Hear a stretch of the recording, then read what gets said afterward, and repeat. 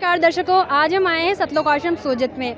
और सतलोक आश्रम सोजत में संत रामपाल जी महाराज जी के सानिध्य में उनके 73वें अवतरण दिवस के उपलक्ष्य में एक समागम का आयोजन किया जा रहा है। और यहाँ पर प्रदर्शनी का भी आयोजन किया गया है, जिसमें संत रामपाल जी महाराज जी के जीवनी, उनकी पढ़ाई और उनकी नौकरी और उनके संघर्षों के बारे में दिखाया गया है। तो आइए हम आपको अंदर लेके चलते हैं। जैसा कि आप देख पा रहे हैं, ये यहाँ पर प्रदर्शनी का मेन गेट है, जहाँ से हम प्रदर्शनी के स्थल पर अंदर प्रवेश करेंगे। अब हम प्रदर्शनी के अंदर आ चुके हैं और यहाँ पर काफ़ी ज़्यादा संख्या में लोग हमको दिखाई दे रहे हैं, जो प्रदर्शनी को देखने के लिए आए हुए हैं। जैसा कि आप मेरे पीछे बैनर में देख पा रहे हैं कि यहाँ पर लिखा हुआ है संत रामपाल जी महाराज जी का अवतरण गाँव धनाना, जिला सोनीपत, हरियाणा, पिता नंदराम व माता इंद्रो देवी के घर पर हुआ। अब हम अगले पोस्टर पे आ चुके हैं। यहाँ पर संत रामपाल जी महाराज जी की शिक्षा के बारे में लिखा हुआ है कि शहीदी सिपाही कप्तान सिंह विद्यालय गांव धनाना, जिला सोनीपत, हरियाणा में संत रामपाल जी महाराज जी ने प्राथमिक शिक्षा प्राप्त की थी।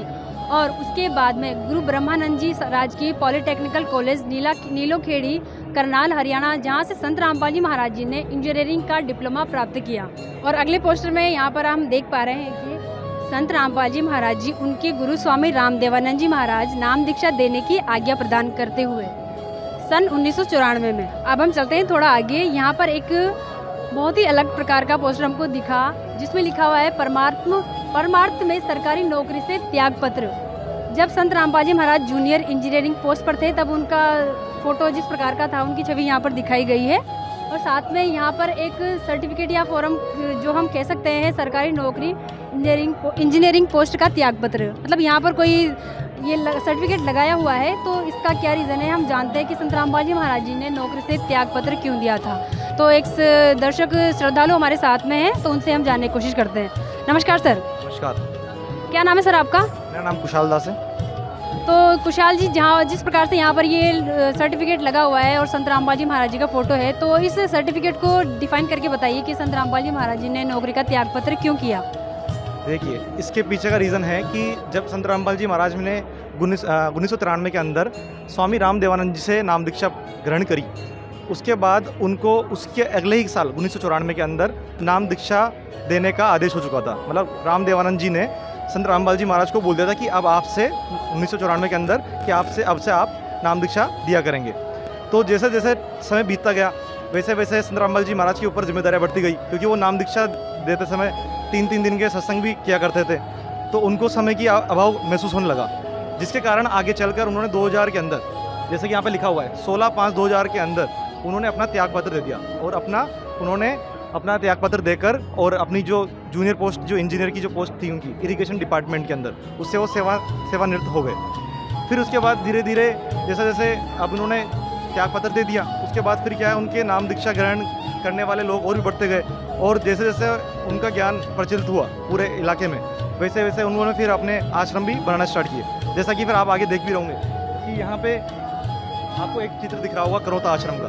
तो ये जो आश्रम है 2002 के अंदर इसकी नींव रखी गई और इस आश्रम को बनाया गया। तो जैसा कि जो नाम दीक्षा ग्रहण करने वाले लोग बढ़ते जा रहे थे, तो उसके बाद फिर संत रामपाल जी महाराज ने 1999 के अंदर करौता आश्रम की नींव भी रखी। और उस आश्रम को आप यहाँ पे चित्र के अंदर देख भी सकते हैं। तो जिस प्रकार फिर संत रामपाल जी महाराज के प्रचलित होते गए, उनका प्रचार बढ़ता गया, उसके बाद संत रामपाल जी महाराज ने कुछ पुस्तकें भी लिखी, जैसे कि आप देख भी रहे हो कि यहाँ पे ज्ञान गंगा पुस्तक है, जीने गिरा पुस्तक है, गीता तेरा ज्ञानामृत है, और उसके बाद कभी बड़ा या कृष्ण, अंधश्रद्धा, भक्ति, खतरा है, इस तरह की अनेकों प्रकार की पुस्तकें लिखी गई। तो हमने तो ये सुना है कि इन पुस्तकों पर कई बार आरोप भी लगे हुए हैं, तो इसका क्या कारण है? इनके अंदर ऐसी क्या बातें लिखी हुई है जिस कारण से समाज इनको एक्सेप्ट नहीं कर पा रहा या फिर समझ नहीं पा रहा, इसका क्या कारण है?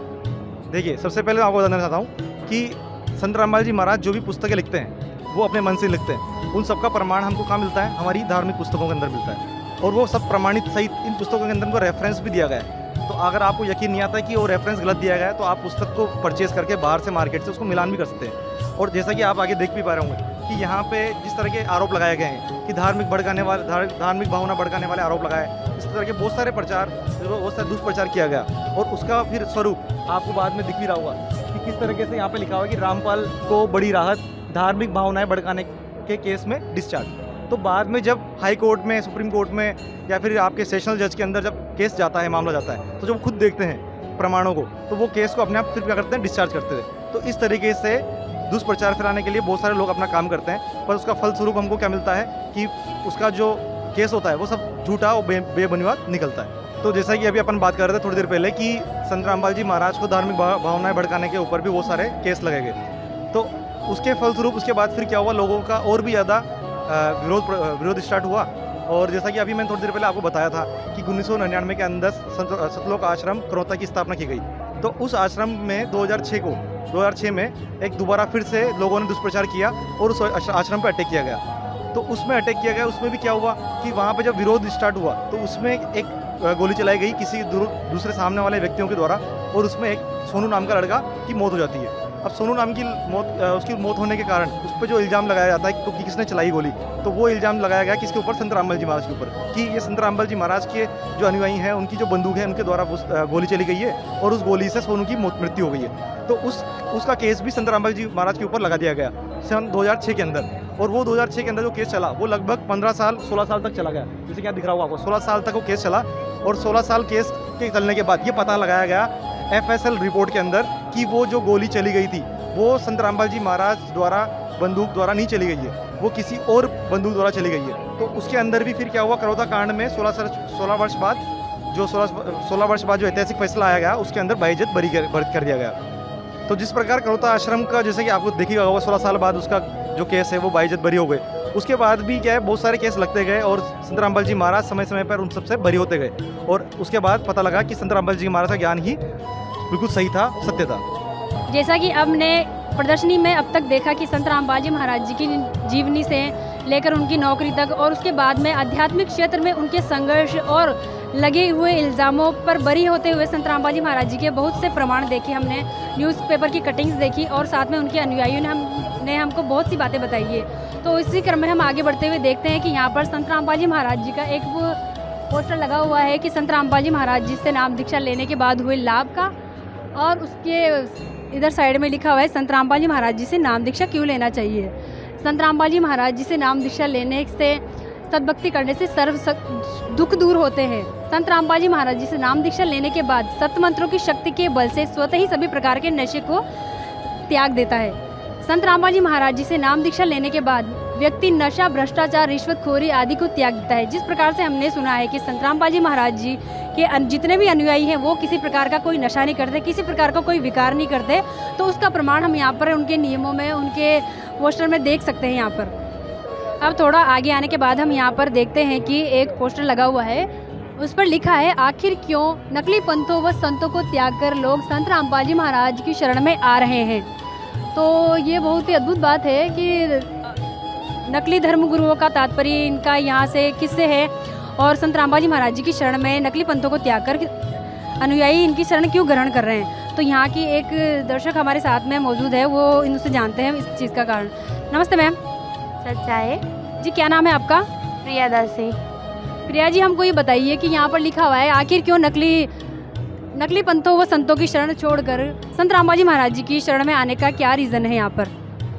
जी, संत और संत की पहचान ज्ञान से होती है उनके, और संत रामपाल जी महाराज जी ही विश्व में एक ऐसे संत है जो सतभक्ति दे रहे हैं, सदग्रंथों से प्रमाणित करके बता रहे हैं, और जो कहीं पर भी लाभ नहीं हो रहे हैं वो संत रामपाल जी महाराज जी के शरण में आके लाभ हो रहे हैं। जैसे कि आप देख सकते हैं कि राधा स्वामी पंथ में इन्होंने बहुत सालों तक साधना ही करी। ये श्रीमान कृष्ण कुमार जी हैं, और जब इनकी बहुत लाइलाज बीमारी आ जाती है तब ये संत रामपाल जी महाराज जी की शरण ग्रहण करते हैं। तो आप देख सकते हैं कि कैसे उनसे निजात पाते हैं दुखों से। इसी क्रम में हम आगे चलते हैं और यहाँ पर देखते हैं कि अनेकों लोगों के यहाँ पर इंटरव्यूज़ लगे हुए हैं, आप बीती लगी हुई है, जो लाभ उनको संत रामपाल जी महाराज जी से नाम दीक्षा लेने के बाद में प्राप्त हुए। जिस प्रकार से यहाँ पर एक बहन है रंजना कश्यप, उनका फोटो लगा हुआ है और उनकी आप बीती यहाँ पर आप देख सकते हैं। लिखा हुआ है कि कैंसर, एड्स, चाहे कोई भी लाइलाज बीमारी हो, संत रामपाल जी महाराज जी से जुड़ने के बाद ठीक हो जाती है। तो इन बहन को कैंसर की बीमारी थी जो संत रामपाल जी महाराज जी के नाम दीक्षा लेने के बाद में समाप्त हो जाती है। दर्शकों, हम आपको बताना चाहेंगे कि कैंसर एक ऐसी लाइलाज बीमारी है जिसका मेडिकल साइंस में कोई इलाज नहीं है अभी तक, और यहाँ पर इस बात का प्रमाण है कि ये आध्यात्मिक शक्ति जो है वो मेडिकल साइंस से ऊपर है, और आध्यात्मिक के अंदर जो पावर होती है वो मेडिकल साइंस वो काम नहीं कर पाती जो आध्यात्मिक शक्ति करती है। जिस प्रकार से हमने पहले पूर्व में देखा कि संत रामपाल जी महाराज जी से नाम दीक्षा लेने के बाद उनके अनुयायियों को अद्वितीय लाभ हुए हैं, वहीं पर हम यहाँ पर और भी आगे आप बीती अनेकों भक्तों की उनके संगत की देख सकते हैं कि उनको संत रामपाल जी महाराज जी से नाम दीक्षा लेने के बाद इतने लाभ हुए हैं। किसी के घर के झगड़े खत्म हुए, किसी को जीवन दान दिया, इस प्रकार के अनेकों लाभ संत रामपाल जी महाराज जी से नाम दीक्षा लेने के बाद उनके जीवन में सुख आए। और दर्शकों, हम आपको बताना चाहेंगे कि संत रामपाल जी महाराज जी के इन सभी प्रचार पर, इन सभी पोस्टर पर हमने एक बात नोटिस की है कि प्रत्येक पोस्टर पर लिखा हुआ है कि जगत गुरु तत्वदर्शी संत रामपाल जी महाराज जी से निःशुल्क नाम दीक्षा लेने के लिए इन नंबर्स पर कांटेक्ट कीजिए। तो जैसा कि हमने मीडिया द्वारा सुना था, और दुष्प्रचार कह सकते हैं इसको हम, कि संत रामपाल जी महाराज जी नाम दीक्षा लेने की संत रामपाल जी महाराज अपने अनुयायियों से नाम दीक्षा लेने के लिए पैसे लेते हैं। और हम यहाँ पर उसका प्रमाण देख पा रहे हैं कि यहाँ बाकायदा लिखा हुआ है कि संत रामपाल जी महाराज जी से निःशुल्क नाम दीक्षा लेने के लिए 7496801825 इन नंबर्स पर कॉल कर सकते हैं, जिससे ये पता लगता है कि संत रामपाल जी महाराज नाम दीक्षा संत रामपाल जी महाराज नाम दीक्षा देने के कोई पैसे नहीं लेते हैं, और ये बात यहाँ पर खरी उतरती है। जैसा कि अब आप मेरे पीछे देख पा रहे हैं, इस प्रदर्शनी के अंदर बहुत सारी बुक्स रखी हुई है, जहाँ पर काफ़ी सारी मात्रा में पुस्तकें रखी हुई हैं, और यहाँ पर दर्शकों की भीड़ भी आप देख सकते हैं कि कितने ज़्यादा लोग यहाँ पर इकट्ठा हुए हैं इन किताबों को देखने के लिए। इन किताबों में आप हमारे अनेकों धर्मों के सद्ग्रंथ देख सकते हैं। यहाँ पर कुरान भी है, बाइबल भी है, और संत रामपाल जी द्वारा लिखित अनेकों पुस्तकें यहाँ पर रखी हुई हैं प्रमाण के तौर पर। और थोड़ा आगे चलने के बाद हम यहाँ पर देख पा रहे हैं कि संत रामपाल जी महाराज जी द्वारा लिखित अनेकों लैंग्वेजेस में, अनेकों भाषाओं में यहाँ पर पुस्तकें हैं। जीने की राह है, ज्ञान गंगा है, ये अनेकों भाषाओं में, ताकि किसी भी भाषा का व्यक्ति है वो इन पुस्तकों को आराम से ईजी वे में पढ़ सके। जिस प्रकार से आप यहाँ पर देख पा रहे हैं कि यहाँ पर वेद भी रखे हुए हैं, अथर्ववेद, यजुर्वेद, ऋग्वेद और सामवेद, ये सारे अपने वेद यहाँ पर रखे हुए हैं, जिनके बारे में संत रामपाल जी महाराज जी के बारे में कहा जाता है कि संत रामपाल जी महाराज जी को सदग्रंथों का ज्ञान नहीं है, तो उस प्रमाण तौर पर यहाँ पर लिखा हुआ है। और एक और ख़ास बात यहाँ पर हमको देखने को मिल रही है कि इन सदग्रंथों के ऊपर, इन वेदों के ऊपर बाकायदा टिक मार्क किए हुए हैं, मार्क किया हुआ है कि कौन सी पेज पर कौन सी बात लिखी हुई है। उसको इस चीज़ का प्रमाण है कि संत रामपाल जी महाराज कोई भी बात अपनी तरफ से नहीं बोलते, वो वेदों का प्रमाण लेकर हर बात को साबित करते हैं। ये आप इसी पे नहीं, प्रत्येक बुक पर देख सकते हैं आप, जितने भी धर्म ग्रंथ यहाँ पर रखे हुए हैं प्रत्येक पर ये पेज मार्क किया हुआ है। वेदों के अलावा हम यहाँ पे देख पा रहे हैं कि अनेकों प्रकार के पुराण यहाँ पर रखे हुए हैं, जिन पर भी पेज मार्क किया हुआ है कि कौन से पेज पर कौन सी बात लिखी हुई है, और यहाँ पर मार्क करके ये बता रहे हैं कि इस जगह पर इस बात का प्रमाण है। संत रामपाल जी, इससे साबित होता है कि संत रामपाल जी महाराज बिना प्रमाण के कोई भी बात नहीं बताते हैं। जैसा कि थोड़ा आगे आने के बाद में इस प्रदर्शनी में बुक पर हम देख रहे हैं कि यहाँ पर महाभारत, आसमानी किताबें, तौरात, जबूर, इंजिल, कुरान शरीफ जो कि मुस्लिम धर्म से संबंधित है, और पवित्र बाइबल यहाँ पर रखी हुई है जो कि क्रिश्चियन धर्म से संबंधित है। और यहाँ पर आगे आने पर हमको जन्म साखी जो कि गुरु नानक देव जी द्वारा रचित है वो रखी हुई है, और गुरु ग्रंथ साहिब जी के अनेकों ग्रंथ यहाँ पर गुरु नानक देव जी द्वारा लिखित यहाँ पर रचित रखे हुए हैं। तो आइए हम यहाँ पर जो सेवादार जो संत रामपाल जी महाराज जी के अनुयायी बैठे हुए हैं उनसे जानते हैं कि कुरान भी रखी हुई है, बाइबल भी रखी हुई है, और गुरु ग्रंथ साहिब भी रखा हुआ है, और वेद भी रखे हुए हैं, गीता जी भी रखी हुई है। तो इन सबको देखते हुए हमारे मन में एक क्वेश्चन आ रहा है कि संत रामपाल जी महाराज किस धर्म का ज्ञान प्रचार कर रहे हैं, और इतनी सारी बुक्स, इतने सारे धर्म ग्रंथ रखने का क्या रीज़न है? संत रामपाल जी महाराज जी जो बता रहे हैं, जीव हमारी जाति है, मानव धर्म हमारा, हिंदू मुस्लिम सिख ईसाई धर्म नहीं कोई न्यारा। इसमें यहाँ पर सभी धर्मों की धार्मिक किताबें इसलिए रखी गई हैं कि उन्होंने कबीर साहब को, सब कहते हैं कि सबका मालिक एक है, लेकिन आज तक कोई ये सिद्ध नहीं कर पाया कि वो सबका मालिक वो एक कौन है। संत रामपाल जी महाराज जी ने सभी धर्मों की धार्मिक किताबों से सिद्ध कर दिया कि सबका मालिक एक है, उसका नाम कबीर साहब है।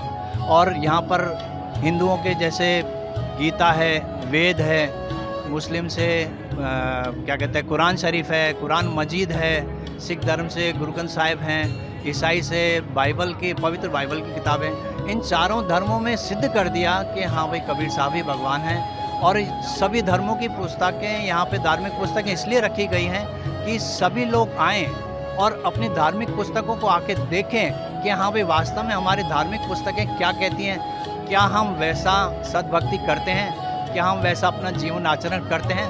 यही संत रामपाल जी महाराज जी की धार्मिक पुस्तकें रखने का कारण हुआ। दर्शकों, तो जैसा कि हमने इस प्रदर्शनी में देखा, संत रामपाल जी महाराज जी की शिक्षाओं से लेकर उनकी नौकरी और उनके आध्यात्मिक मार्ग के संघर्ष के बारे में जाना, और साथ ही में संत रामपाल जी महाराज पर जो आरोप लगे हुए हैं उनके बारे में भी उनके अनुयायियों से प्रमाण सहित ये बात जानी कि संत रामपाल जी महाराज जी पर जो भी आरोप लगे हैं वो बिल्कुल बेबुनियाद है। उनके हमने प्रमाण के लिए अखबारों की कटिंग्स भी देखी, और संत रामपाल जी महाराज जो ज्ञान बताते हैं वो सभी सदग्रंथों के आधार पर प्रमाणित होता है। ये भी हमने उनकी जो बुक स्टॉल या बुक की प्रदर्शनी कहते हैं उसमें देखा कि संत रामपाल जी महाराज जी कोई भी बात अपनी तरफ से नहीं बताते, वो सारी बात प्रमाण सहित बताते हैं।